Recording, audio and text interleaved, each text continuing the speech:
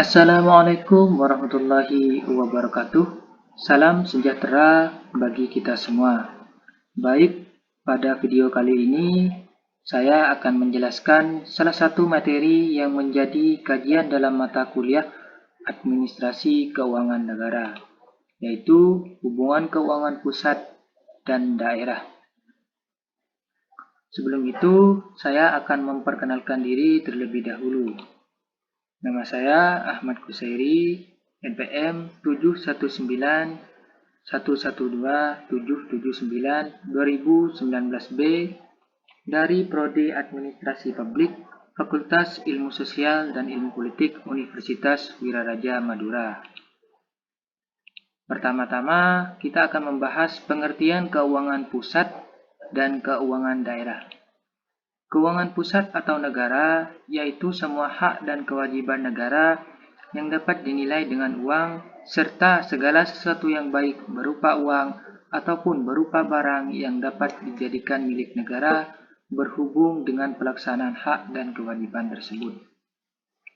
Sedangkan keuangan daerah yaitu semua hak dan kewajiban daerah dalam rangka penyelenggaraan pemerintah daerah yang dapat dinilai dengan uang, termasuk di dalamnya segala bentuk kekayaan yang berhubungan dengan hak dan kewajiban daerah dalam kerangka anggaran pendapatan belanja daerah atau APBD. Jadi, apa itu hubungan keuangan antara pusat dan daerah? Yaitu seberapa besar transfer dana dalam bentuk alokasi yang diberikan oleh pemerintah pusat kepada pemerintah daerah, serta sumber dari subsidi atau pemberian dana alokasi dari pemerintah pusat kepada daerah.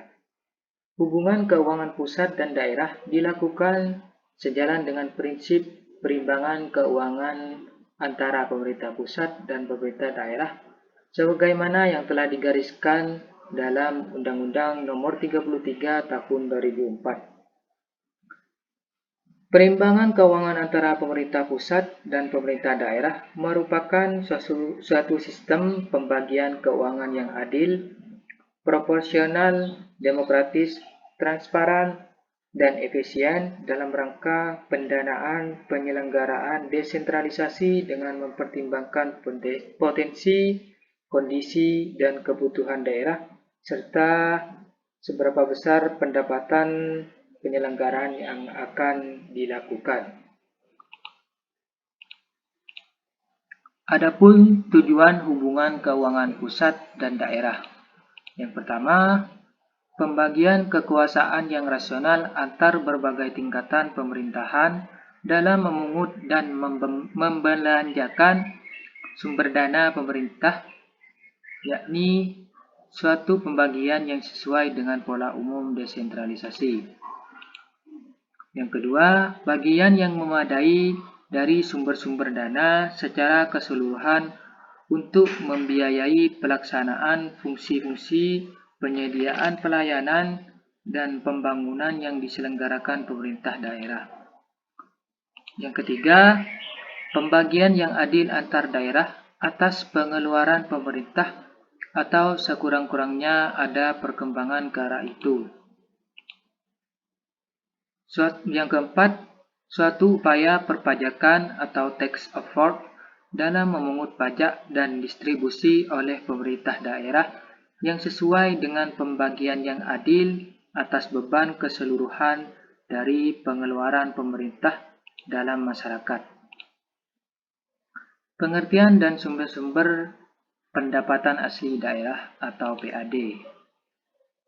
PAD atau pendapatan asli daerah merupakan pendapatan yang bersumber pada pajak daerah, hasil retribusi daerah, dan semua hak yang diakui sebagai penambah nilai bersih pada periode tertentu di daerah tersebut yang bertujuan untuk memberikan keleluasaan kepada pendanaan dalam mengelola daerah itu sendiri atau otonomi daerah. Sumber-sumber pendapatan asli daerah yang pertama yaitu pajak daerah. Pajak daerah sendiri merupakan kontribusi wajib kepada daerah yang terutang oleh pribadi atau badan yang bersifat memaksa berdasarkan undang-undang dengan tidak mendapatkan imbalan secara langsung dan digunakan untuk keperluan daerah bagi sebesar-besarnya kemakmuran rakyat. Yang kedua, retribusi daerah merupakan pungutan daerah sebagai pembayaran atas jasa atau pemberian izin tertentu yang khusus disediakan dan diberikan oleh pemerintah daerah untuk kepentingan pribadi atau oleh suatu instansi. Yang ketiga, hasil pengelolaan kekayaan yang dipisahkan. Kekayaan negara yang dipisahkan adalah komponen kekayaan negara yang pengelolaannya diserahkan kepada badan usaha milik negara atau badan usaha milik daerah. Pengelolaan kekayaan negara yang dipisahkan ini merupakan subbidang keuangan negara yang khusus ada pada negara-negara non-publik.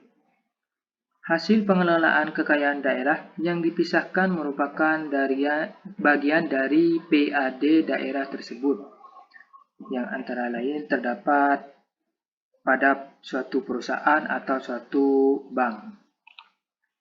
Dan yang terakhir, lain-lain PAD yang sah seperti hasil penjualan kekayaan daerah, yaitu jasa giro, pendapatan bunga, keuntungan selisih nilai tukar rupiah terhadap mata uang asing, dan lain sebagainya. Dana perimbangan. Dana perimbangan adalah dana yang bersumber dari pendapatan APBN yang dialokasikan kepada daerah untuk mendanai kebutuhan daerah dalam rangka pelaksanaan kewenangan pemerintah daerah. Terdapat 3 komponen dana perimbangan, yaitu dana bagi hasil atau DBH. Dana bagi hasil tersebut merupakan dana yang bersumber dari pendapatan APBN yang dibagi hasilkan kepada daerah berdasarkan angka persentase tertentu untuk mendanai kebutuhan daerah dalam rangka pelaksanaan desentralisasi. Yang kedua, dana alokasi khusus atau DAK merupakan dana yang bersumber dari pendapatan APBN yang dialokasikan dengan tujuan pemerataan kemampuan keuangan antar daerah untuk mendanai kebutuhan daerah dalam rangka pelaksanaan desentralisasi.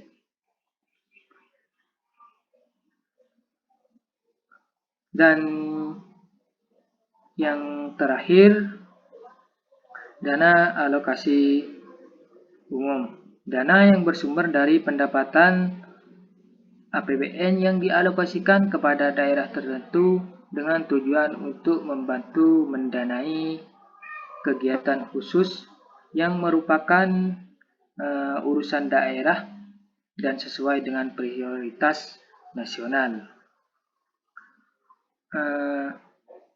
Dana alokasi umum merupakan sistem transfer dari dana pemerintah serta merupakan satu kesatuan yang utuh.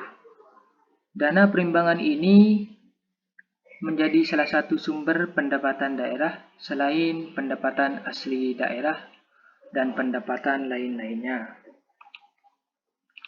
Mungkin itu saja yang dapat saya presentasikan.